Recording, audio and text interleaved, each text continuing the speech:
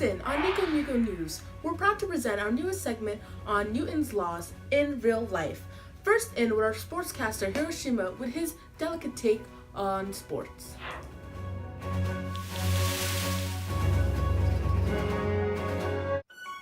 Why are you still? Why don't you move?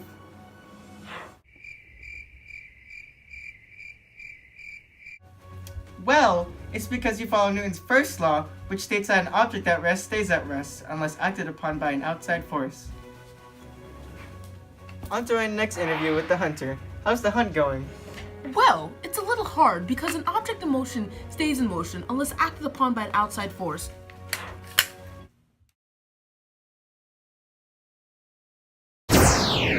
Bazinga! I can feed my whole family tonight. Well, that ends our first segment on Newton's laws in real life. Now that you've mastered the first law, we'll learn more about the second law with some friendly competition between rival ninjas Naruto and Sasuke, with our announcers Hiroshima and Nagasaki at the scene.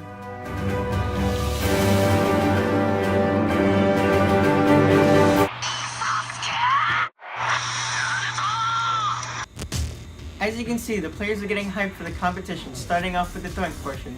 Nagasaki, can you please pass out the squishies? And now we begin the competition. Rasengan!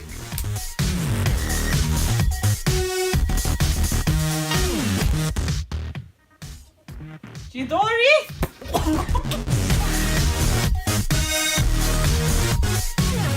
If Sasuke wins the competition, one must wonder, how does he do it?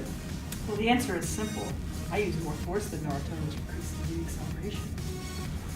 I won't lose to you next round. Believe it! That ends our first portion with Sasuke 1, Naruto 0.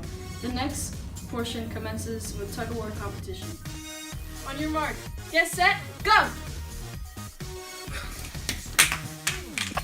Yet again, I proved I'm stronger than Naruto, all thanks to Newton's second law of motion, which states the acceleration of an object is directly proportional to the net force of the object and inversely proportional to the object's mass.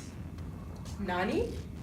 Since I weigh more than Naruto and am clearly stronger, I was able to apply more force to achieve this goal. Well, that wraps up our second segment. Back to you, Hirohito. Thanks, Hiroshima. Next up is our tragedy segment, where two civilians had gotten into a tragic car accident. Luckily, nobody got hurt, but both cars have been equally totaled. We have Nagasaki at the scene to explain what had happened.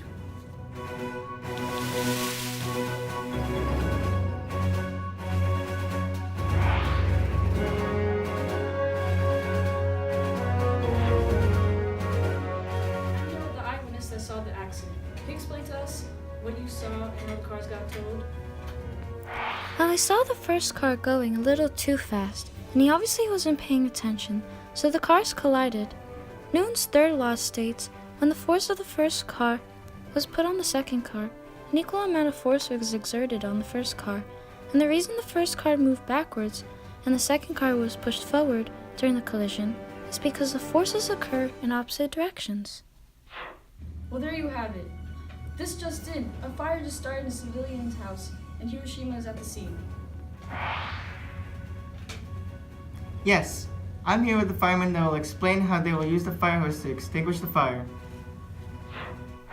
The fire hose exerts water pressure that we must be able to withstand and hold the hose at an equal pressure. We must hold it firm, pointing forwards, because the water pressure may push us backwards.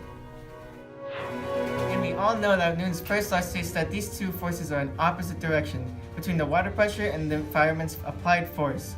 The situation is to be under control, so we'll go back to you, Hirohito. And now a recap on our previous segments. The first law of motion states that an object in motion stays in motion unless acted upon by an outside force, and vice versa. The second law of motion states the acceleration of an object as produced by a net force is directly proportional to the magnitude of the net force, in the same direction as the net force, and inversely proportional to the mass of the object. Whew, that was long.